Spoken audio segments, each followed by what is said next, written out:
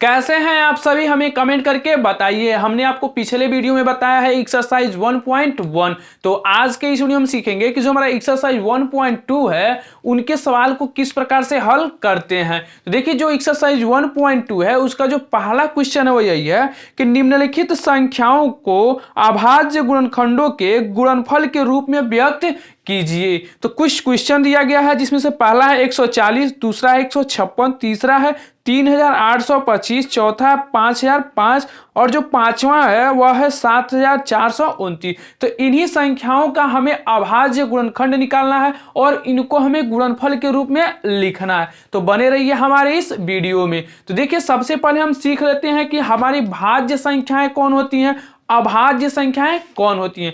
देखिए, जो भाज्य संख्याएं होती हैं वह एक और अन्य किसी संख्याओं से पूर्ण रूप से विभाजित हो जाती हैं, तो वे संख्याएं भाज्य संख्याएं कहलाती हैं। एक बार और हम आपको परिभाषा बता दें भाज्य संख्याएं की, कि वे संख्याएं जो एक और अन्य संख्याओं से पूर्णतः विभाजित हो जाती हैं वे संख्याएं भाज्य संख्याएं कहलाती हैं। जैसे में आप देखें कि 20 यह जो संख्या है वह किससे विभाजित हो सकती है, तो 2 से भी विभाजित हो सकती है, 1 से भी विभाजित हो सकती है, 4 से भी विभाजित हो सकती है, 5 से भी, उसके बाद से देखा जाए तो 10 से, उसके बाद 20 से। यानी कि परिभाषा में ही हम आपको बता दिए कि वे संख्याएं जो 1 से विभाजित हो और अन्य किसी संख्याओं से भी पूर्ण रूप से विभाजित होती हैं तो वे संख्याएं भाज्य संख्याएं कहलाती हैं। और जो हमारी अभाज्य संख्याएं होती हैं वह यही होती हैं कि वे संख्याएं जो एक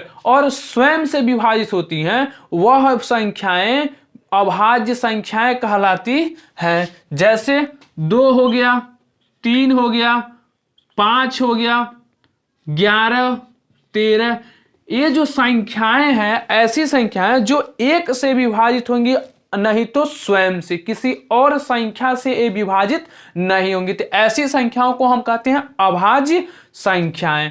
और है इसमें कह रहा है प्रश्न है कि गुणनफल के रूप में लिखिए। तो ध्यान लीजिए, गुणनफल क्या होता है। जब कोई संख्या किसी अन्य संख्या को पूर्ण रूप से विभाजित करती है तो विभाजित करने वाली संख्या उस विभाजित होने वाली संख्या का गुणनखंड कहलाती है।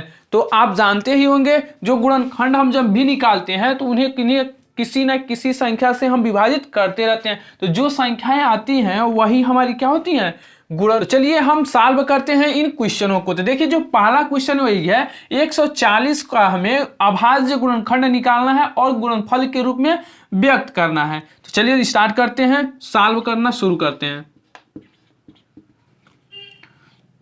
140 को। तो सबसे पहले हम क्या करेंगे, इनका गुणनखंड निकालेंगे। तो सबसे पहले हम किससे विभाजित करेंगे, सबसे छोटी संख्या। जब भी आप गुणनखंड निकालिए तो क्या कीजिए, सबसे छोटी संख्या से पहले विभाजित कीजिए, उसके बाद से उससे बड़ी, यदि उससे भी नहीं विभाजित होती है तो उससे बड़ी संख्या से हम विभाजित करते हैं। तो देखिए यह क्या है 140, तो यह किससे विभाजित होगी, तो 2 से। तो कितना होगा, कितनी बार में जाएगा यह, तो 70 बार में। अब यह किससे विभाजित होगी, तो 2 से ही विभाजित होगी। तो कितनी बार में जा रहा है, 35 बार में। अब यह 35 जो है 2 से विभाजित नहीं होगी। तब हम आगे बढ़ेंगे तो देखेंगे 3 से क्या यह संख्या विभाजित हो रही है। तो देखिए यह जो संख्या 3 से विभाजित नहीं होगी। तब हम चलेंगे 4 से। तो जो संख्या 2 से नहीं विभाजित होगी तो वह संख्या 4 से भी विभाजित नहीं होती है। तो हम अगले क्रम पे चलते हैं तो क्या आएगा, 5। तो देखिए यह 5 से विभाजित होगी। तो देखिए यह 5 से विभाजित होने वाली है। तो किससे होगी, तो 5 से। तो कितनी बार में, तो 7 से। अब यह जो 7 है किससे विभाजित होगी, तो 7 से ही। और जब 7 से विभाजित किया कितना है, 1। और देखिए जब हम गुणनखंड तब तक निकालते रहते हैं जब तक हमें 1 प्राप्त न हो जाए। तो देखिए यहाँ पे हमें 1 मिल चुका है, तो यह हमारा गुणनखंड यहीं पे समाप्त होता है। अब इसे हम गुणनफल के रूप में व्यक्त करते हैं। तो 140 इजकल टू, अब जो हमारे यह गुणनफल आए हैं इन्हीं को हमें कैलकुलेट के रूप में लिखना है। 2 गुणे कितना रहा है, 5 गुणे 7।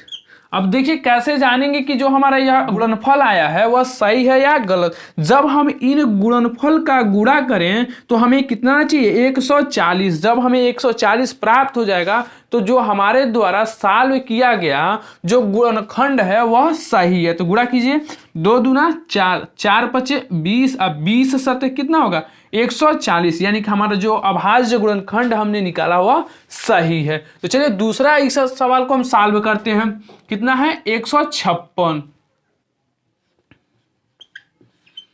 तो इसको जो हम सॉल्व करेंगे तो क्या होगा इसका अभाज्य गुणनखंड, तो इसको भी हम निकालते हैं 156 का।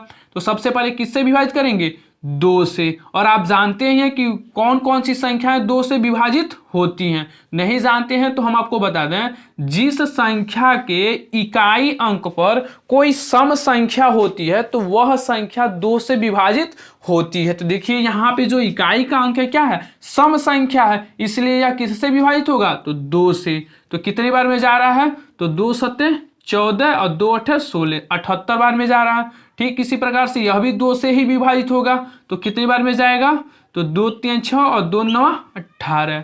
अब देखिए यह जो संख्या 2 से विभाजित नहीं होगा, क्यों, क्योंकि इसके जो इकाई का अंक है वह सम संख्या नहीं है। तो हम अगले क्रम पे बढ़ेंगे 3 से। तो देखिए 3 से विभाजित होगा तो होगा यह, तो 3 एकम नम 3 और 3 त्रिकी 9। अब देखिए 13, अब 13 3 से विभाजित होगी तो नहीं होगी। अब देखिए यह जो 13 है क्या है एक अभाज्य संख्या जो सिर्फ और सिर्फ एक और स्वयं से विभाजित होती है, तो इसलिए यह किससे विभाजित होगी तो सीधे 13 से। तो कितने बार में जाएगा तो 1 बार में। तो देखिए यहाँ पे हमें 1 प्राप्त हो गया है, यानी कि जो हमारा अभाज्य गुणनखंड वह निकल चुका है। तो चलिए इसे गुणनफल के रूप में लिखते हैं। तो 156 का लिखेंगे तो क्या होगा 2 गुणे 2 गुणे 3 गुणे 13। अब इनका मल्टीप्लाई कीजिए, हमें 156 आना चाहिए। तो देखिए 2 दूना 4 और 4 3 12, और 12 का जब हम 13 मल्टीप्लाई करेंगे तो 156 आएगा। तो चलिए अब हम सॉल्व करते हैं 3825 को। देखिए इसको जब हम सॉल्व करेंगे तो क्या होगा 3825। तो इसका भी हमें गुणनखंड ही निकालते हैं। तो सबसे पहले इसे हम किससे विभाजित करेंगे तो 2 से तो हम करेंगे नहीं, क्योंकि इसके इकाई के अंक पर सम संख्या नहीं है, इसलिए यह 2 से विभाजित नहीं होगी। तो सीधे हम विभाजित किससे करेंगे इसको, तो चलिए 3 से विभाजित करते हैं और देखते हैं कि यह विभाजित होता है कि नहीं। तो 3 एकम नम 3, 3 दूना 6, 2 बचेगा तो 22 होगा, 3 सत्ते 21 और यहाँ पे 15, 3 पचे 15, यानी कि 3 से यह विभाजित हो जाएगा। तो देखिए 3 एकम नम 3 और यहाँ पे कितना है 8, तो 2 बार में जाएगा तो कितना बचेगा 2, और यहाँ पे 2 मिलके कितना हुआ 22, तो कितने बार में जाएगा तो 7 बार में। उसके बाद से यहाँ पे कितना बचा तो 3 पचे 15। ठीक इसी प्रकार से इसे भी विभाजित करते हैं, देखिए विभाजित होता है कि नहीं। तो यहाँ पे रफ कार्य कर लीजिए, कितने बार में जाएगा तो 3 चौक को 12 कट जा रहा है, 7 उतारेंगे तो कितने बार में जाएगा तो 3 दूना 6, एक यहाँ पास जाएगा, नहीं जाएगा तो एक और को नीचे लाएंगे तो कितना हुआ 15, तो 3 पचे 15, कितने बार में कटा तो 425, यानी कि 3 से जो है यह पूरी तरह से विभाजित हो जा रहा है। कितना हो रहा है तो 425। अब देखिए अब यह किससे विभाजित होगा, क्या 3 से फिर विभाजित होगा, तो काटते हैं यहाँ पर। तो 3 एकम नम 3, 3 चौक को 12, 5 हमें क्या मिल रहा है शेषफल, यानी कि यह अब जो संख्या है 3 से विभाजित नहीं होगा। तो अब हम विभाजित करते हैं किससे 5 से। तो देखिए 5 से यह विभाजित होगा तो 5 8 40 और 5 पचे 25, तो यह विभाजित हो रहा है, दिखा दे रहे हैं आपको। 425 को विभाजित कर रहे हैं तो 5 8 40, 2 बचे, 5 को नीचे लाएंगे तो कितने बार में जाएगा 5 बार में, यानी कि यह जो है 5 से विभाजित हो रहा है कितने बार में तो 85 बार में।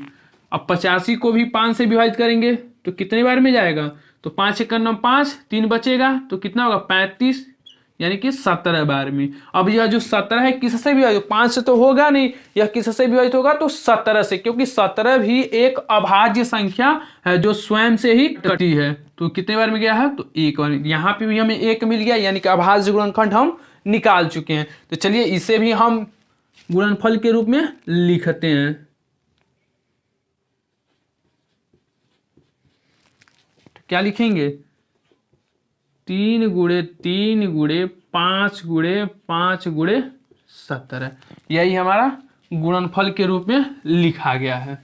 तो चलिए नेक्स्ट सवाल को हम हल करते हैं। क्या है 5005, क्या है 5005। तो सबसे पहले इसको हम क्लीन कर लें। आप देख ही चुके होंगे किस प्रकार से हम इसे सॉल्व किए हैं। यदि स्क्रीनशॉट लेना चाहते हैं तो ले सकते हैं। चलिए इसे क्लीन करते हैं।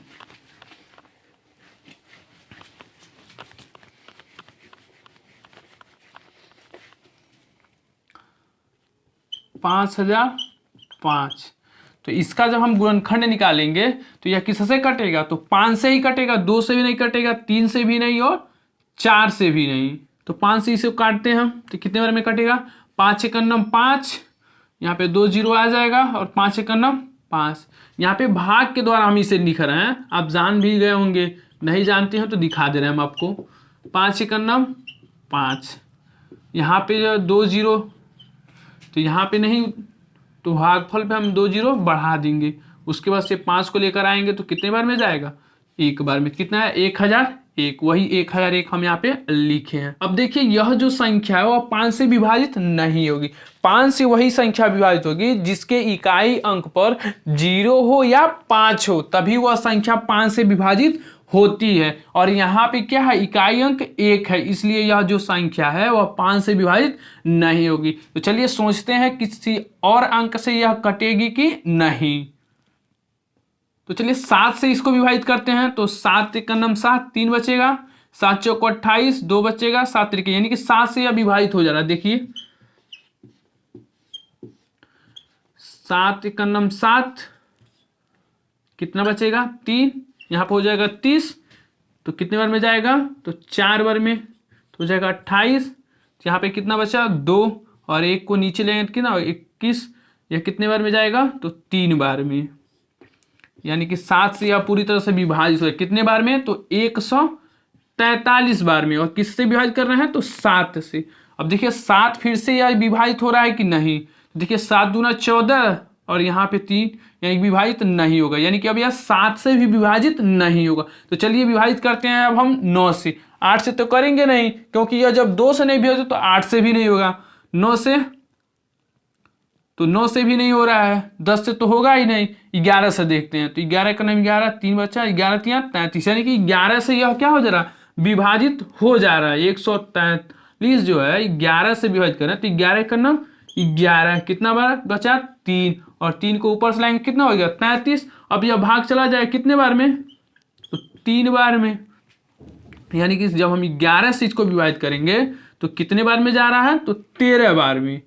अब देखिए 13 एक अभाज्य संख्या हम आपको पहले ही बता चुके हैं, तो यह 13 से ही विभाजित होगा, और हमें अंत में कितना मिला, 1, यानी गुणनखंड हम निकाल चुके हैं। तो चलिए इसको हम गुणनफल के रूप में लिख देते हैं। तो 5005 को जो हम लिखेंगे गुणनखंड के रूप में, तो लिखेंगे क्या, 5 गुणे 7 गुणे 11 गुणे 13। तो इसी प्रकार से हम गुणनखंड को हल करते हैं। तो चलिए अगला सवाल को हल करते हैं जो बहुत ही आसान है। क्या है, 7429। अब इसको जब हम सॉल्व करेंगे तो देखिए यह ना 2 से सॉल्व कटेगा और ना ही 5 से, क्योंकि हम आपको बताए हैं कि 2 से वही कटेंगे जिनके इकाई अंक पर सम संख्या होंगी, और 5 से वही संख्या विभाजित होगी पूरी तरह से जब उसके इकाई अंक पर 0 हो या 5 हो। यानी कि 5 से भी नहीं कटेगी, 6 से भी नहीं, 7 से देखते हैं 7 से कटेगी या नहीं। तो 7 का नाम 7, और तो ये भी नहीं कटेगा 7 से। 11 से देखते हैं, तो 11 छक्के 66, 11 से भी नहीं कट रहा है। आगे बढ़ते हैं 13 से, 13 से भी नहीं कट रहा है। 15 से तो कटेगा ही नहीं। 17 से देखते हैं,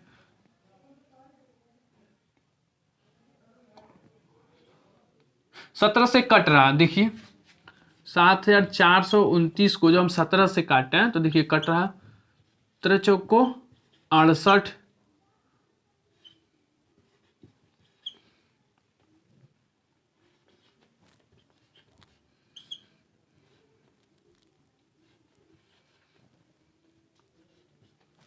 119। देखिए कट गया, किससे कटा तो 17 से। देखिए न 2 से कटा, ना 5 से कटा, ना 15 से, ना 13 से, सीधा किससे कटा तो 17 से। हम आपको एक लॉजिक भी बताते हैं कि जब कोई गुणनखंड किसी संख्या का आप निकालना है, यदि उसका 2, 3, 5 से नहीं कट रहा है तब आप उसे काटना स्टार्ट कीजिए अभाज्य संख्याओं से। अभाज्य संख्या जैसे कि आप काटिए 2 से, 3 से, 7 से, 11 से, 13 से, 17 से, ये सब क्या है अभाज्य संख्या। जब आपको कई बार काटने पर न कटे तो आप सीधा अभाज्य संख्याओं से ही विभाजित करना शुरू कर दीजिए। देखिए किससे विभाजित हुआ तो 17 से। तो कितने बार में कटा है तो 437 बार में।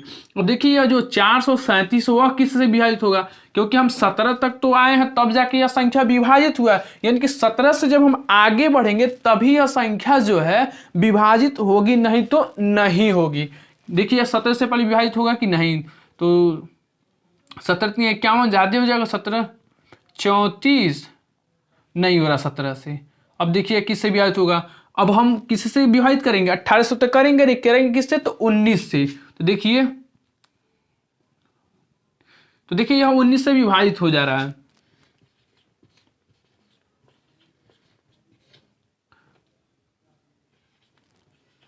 अड़तीस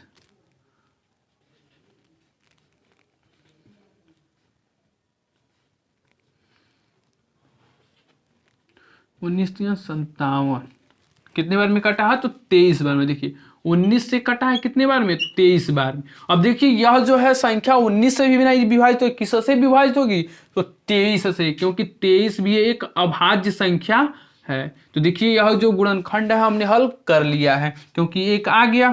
तो इसको जो हम गुणनफल के रूप में लिखेंगे तो क्या लिखेंगे 7429 इजिकल टू क्या होगा तो 17 गुणे 19 गुणे 23, यानी कि इसी प्रकार से हम इस सवाल को हल करेंगे। तो आशा करते हैं कि आपको क्वेश्चन नंबर 1 अच्छे तरीके से सॉल्व करना आ गया होगा। तो चलिए मिलते हैं नेक्स्ट वीडियो में, जिसमें हम सीखेंगे एक्सरसाइज 1.2 का क्वेश्चन नंबर 2। तो बने रहिए हमारे चैनल पर।